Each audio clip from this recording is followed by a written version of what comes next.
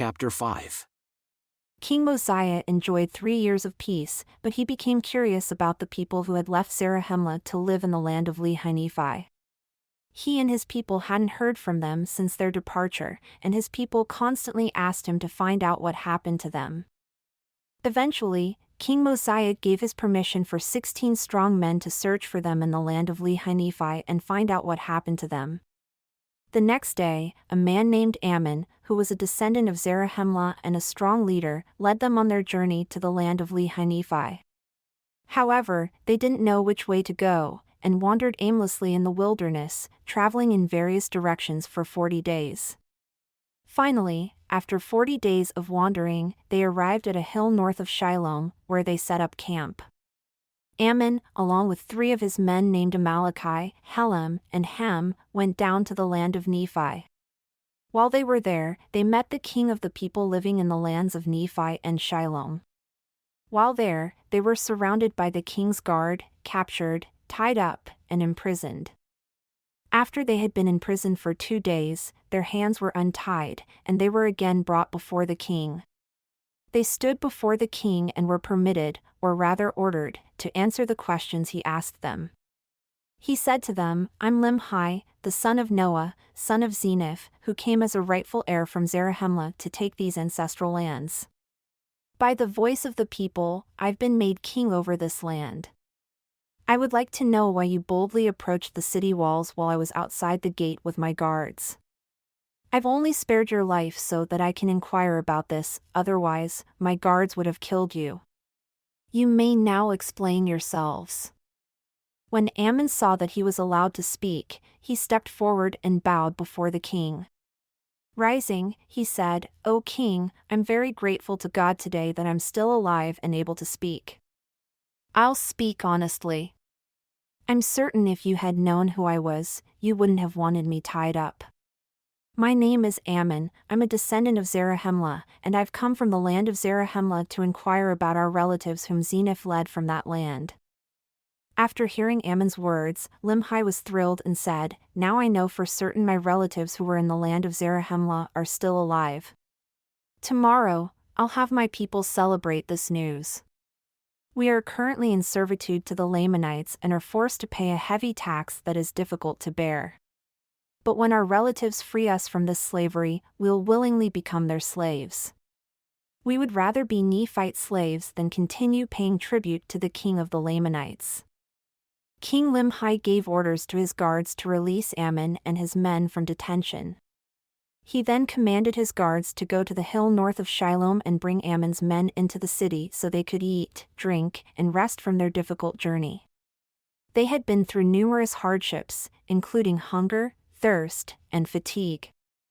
King Limhi sent out an announcement to his people on the following day, asking them to gather at the temple to hear what he had to say. When they had all gathered, he spoke to them, saying, "My people, look up and take courage. The time has come when we'll escape from our enemies, even though we've failed in our previous attempts. Nevertheless, I'm confident we'll succeed this time. So look up, rejoice, and trust in God, in the God of Abraham, the God of Isaac, and the God of Jacob. He's the one who brought the Israelites out of Egypt and led them through the Red Sea on dry ground. He fed them with manna to keep them alive in the wilderness and did many more things for them. That same God led our ancestors out of the land of Jerusalem and has continuously watched over and preserved his people up until now. It was our sins and abominations that brought us into slavery. You're all witnesses today that Zeniph, who was made king over this people, was ambitious to reclaim his ancestral land as an inheritance. He was misled by the careful fraud of King Laman, who made a treaty with King Zeniph, giving him part of the land, including the city of Nephi, the city of Shiloh, and the surrounding area. He did all this for the sole purpose of bringing us under their total control. Now, we pay taxes to the king of the Lamanites, giving them 1/2 of our corn, barley, and grain of every kind, as well as 1/2 of the increase of our flocks and herds.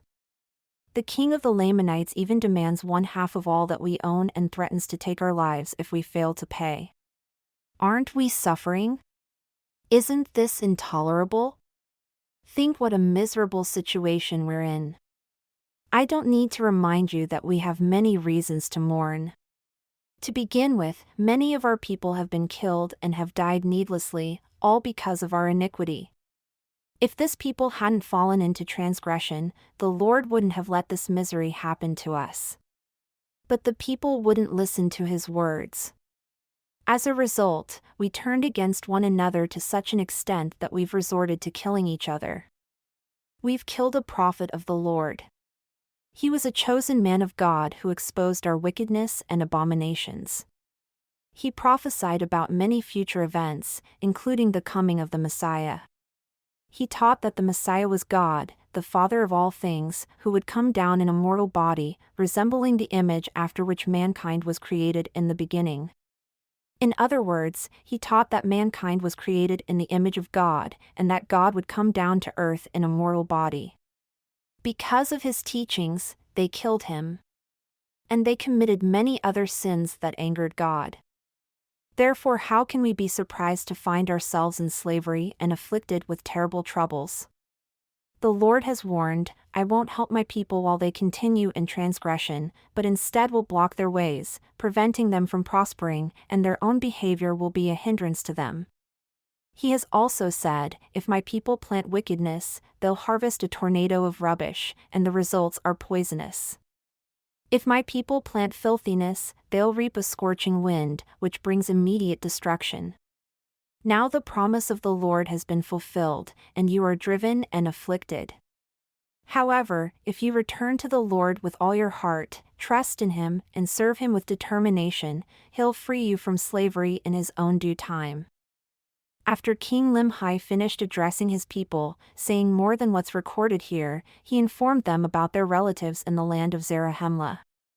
And he had Ammon stand before the crowd and tell them all that had happened to their relatives since Zeniff departed, up to the time Ammon arrived in this land. Additionally, Ammon explained to King Limhi's people the final teachings of King Benjamin, to familiarize them with what he taught. After finishing, King Limhi dismissed the crowd and allowed them to return to their homes.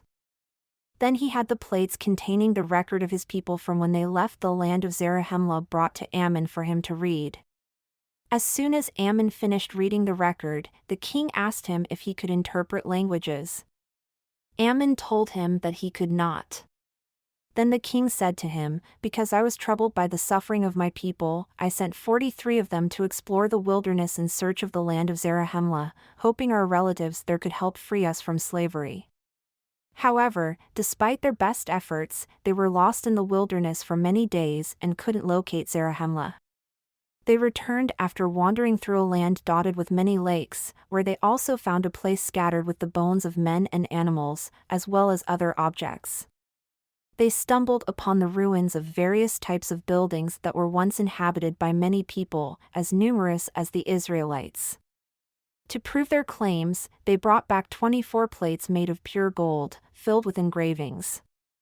They also brought back intact breastplates made of brass and copper, as well as swords with rusted hilts and corroded blades. No one here can translate the language or engravings found on these plates.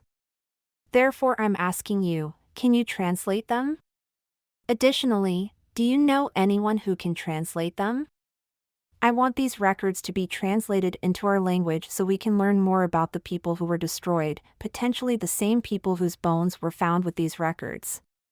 It would be valuable to understand what caused their destruction. Ammon then replied, I can confidently inform you, King, about a man who's able to translate the records. He possesses the means that allow him to see and translate ancient records, and this ability is a gift from God. These things are known as interpreters, and no man can look into them unless God commands him to do so, in order to prevent him from seeing something he shouldn't see and perishing. Whoever is commanded to look in them is called a seer. The king in Zarahemla is the one who's been commanded to perform these tasks. He's been given this special gift from God. The king declared that a seer is greater than a prophet. Ammon explained that a seer is both a revelator and a prophet. No one can have a greater gift unless they possess God's power, which is impossible, but a man can receive great power from God. A seer can know about the past and the future, the interpreters can reveal everything, hidden secrets can be revealed, and unknown things can be uncovered. A seer can discover the unknown and reveal things that would otherwise remain unknown to us. This is how God has established a way for mankind to perform great miracles through faith, therefore seers are a benefit to their fellow men. When Ammon had finished speaking, the king was overjoyed and thanked God, saying, "These plates surely hold a great mystery, and these interpreters must have been prepared for the purpose of uncovering such mysteries for mankind." How awe-inspiring are the Lord's works! How patient He is with His people! In contrast, how blind and stubborn are people in their understanding. They won't seek wisdom and don't want her to rule over them. Yes, they're like a wild flock fleeing from the shepherd, scattered, hunted, and eaten by forest predators.